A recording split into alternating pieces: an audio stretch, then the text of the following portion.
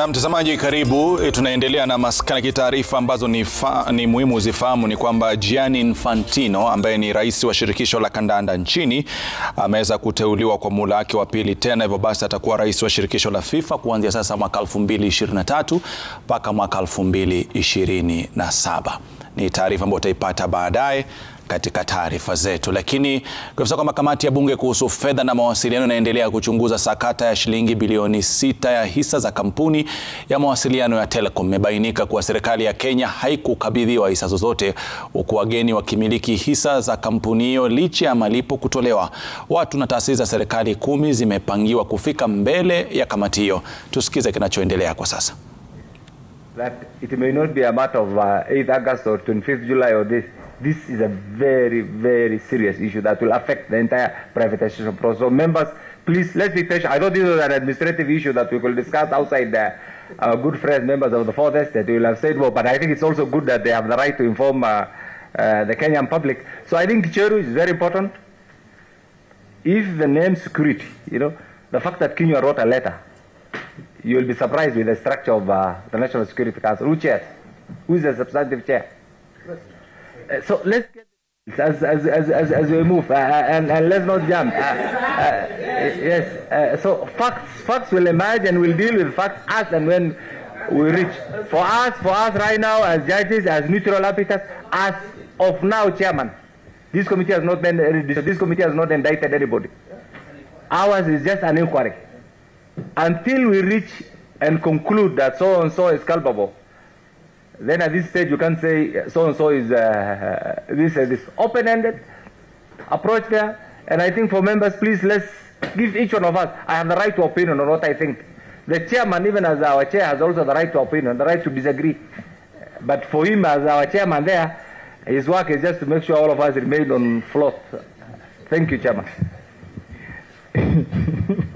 Thank you very much, Honorable Kenan. And for the record, for a very long time, we seem to have gagged the media from proceedings of Parliament. And we agreed as the Committee of Finance and National Planning that all our proceedings shall be open to public. Because all sittings of Parliament, it is provided for in the Constitution. Any Kenyan can come and sit there and follow the proceedings. But because it's not administratively possible to have all Kenyans come and sit and observe our parliament proceedings, including committee sittings, because committee sittings are an extension of the parliament sittings, then we shall continuously invite our members of the press to cover the proceedings so that anything that is of interest to Kenyans, it can be aired. And that we are not going back to. Irrespective of who the witness is, this proceeding shall be open to the public. Lastly, honorable members, and again, we have not indicated, we are just findings. Sometimes I have got, let me give you an example. When we're doing the supplementary budget, and a matter came up, I think they were asking for more allocation for pensions. And one of the gentlemen who was, I think he's one of, yes, he's actually here. He's a Hansard officer. So I learned he's a former police officer. So he actually came and told me, please ask about payment of my pension. And I said, actually, that is why Parliament exists, to raise the issue of Kenyans. So I actually gave him the chance to ask directly about the issue of pension. Was it sorted? So, and again, thank you very much. It's good that he is here.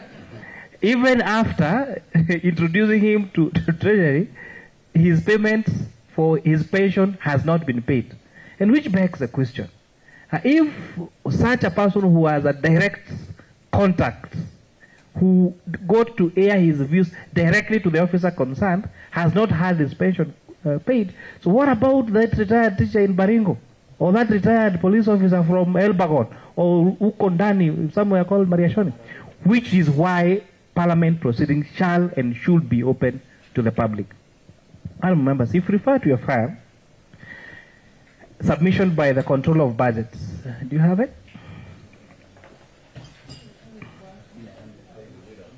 if this folder, it is titled Report on Disbursement of 6.09 billion to Telkom Kenya Limited, and the report is done by Controller of Budgets.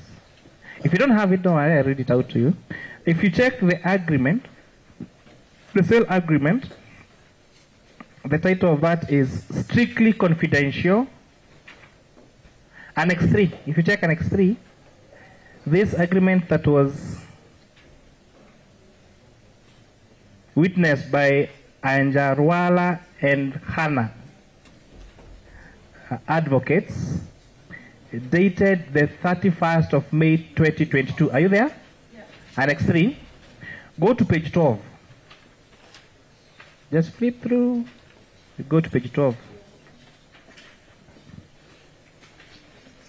Are you there?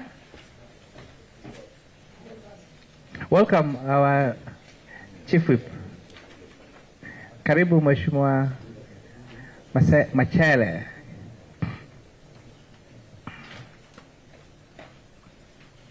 So clause 6.33. So page 12. Clause 6.33. Are you there, Honorable Euler? So we there, clause 6.33. Let us go through let us go through that together. Okay? You know, as they say, the devil is in the details. Honorable, facilitate Dr. Mwiti to clause 6.33. Page 12, clause 6.33. Are we together? Okay. GOK shall have procured the fulfillment of the conditions set out in clause 311, 312, 313, and 314 in compliance with all legal and procedural requirements, and GOK undertakes to indemnify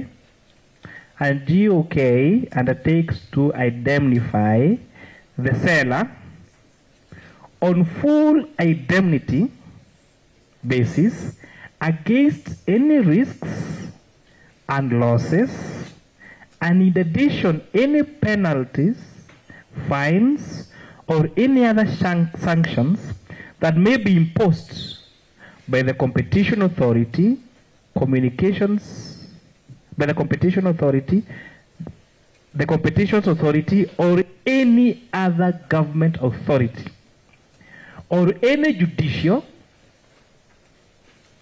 or arbitral authority in connection with the manner in which the conditions set out in clause 311, 312, 313, and 314 have been fulfilled, or in respect of any failure to procure any approvals or consents required under any law in Kenya in connection with the transaction and the matters envisaged under this agreement. So we did not just go ahead and pay, we indemnified Jamhuri Holdings from any judicial or any other government authority inquiry, whatever it is, on this particular matter. So I wanted to just appraise you on that, because it caught my eye.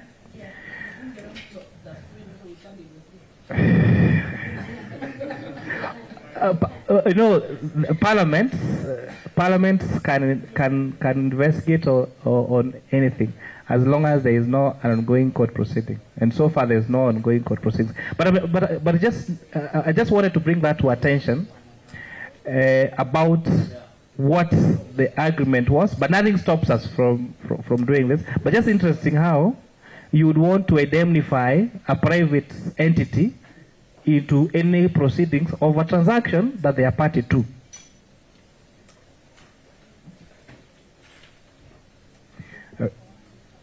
Yes, and luckily, Article 125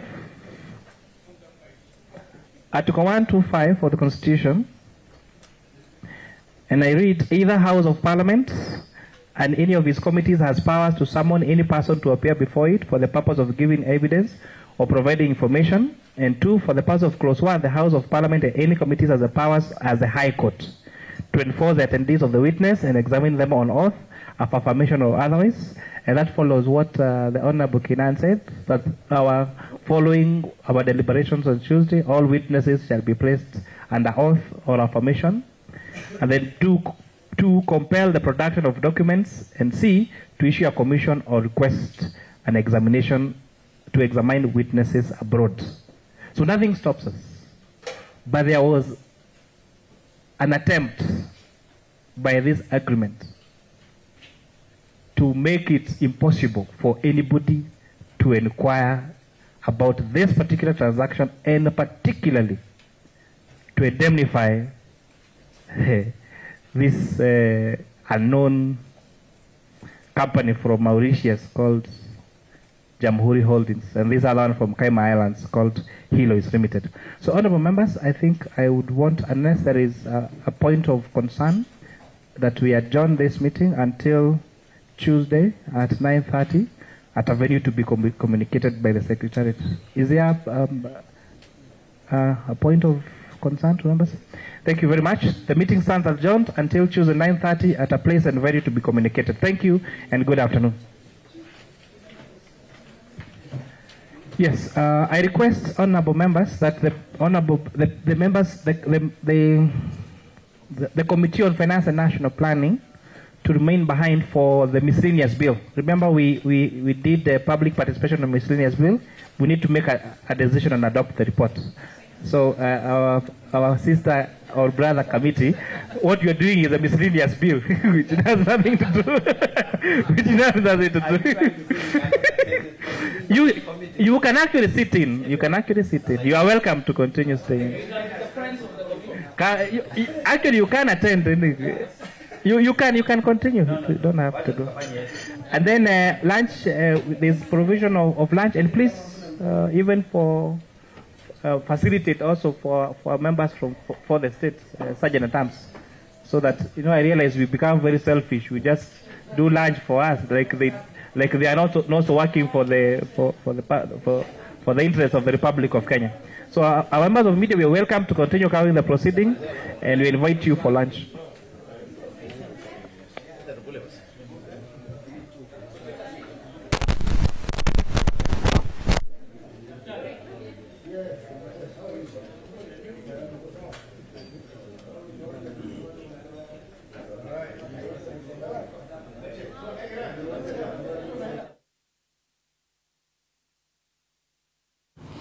Na mtazamaji tu, ndio baadhi ya yale ambayo yanazungumziwa ndani ya bunge kwa hivi sasa. Hivyo basi baadaye wanahabari wenzetu kule kina Stephen Leto wanafuatilia kwa karibu zaidi, watakuwa wanatueleza mengi kuhusiana na kile ambacho kinaendelea katika majengo ya bunge. Mtazamaji, umekuwa nasi kuanzia mida ile ya saa 4 asubuhi tukiwa na Waziri Mithika Linturi. Hivyo basi tutajitahidi ili Jumamosi nyingine upate waziri mwingine maskani, ili tuweze kuyajua mengi zaidi kuhusiana na yale ambayo yanatakana yafahamike. Lakini kwa hivi sasa nafikiri tumalize tu kwa sisemi kitu.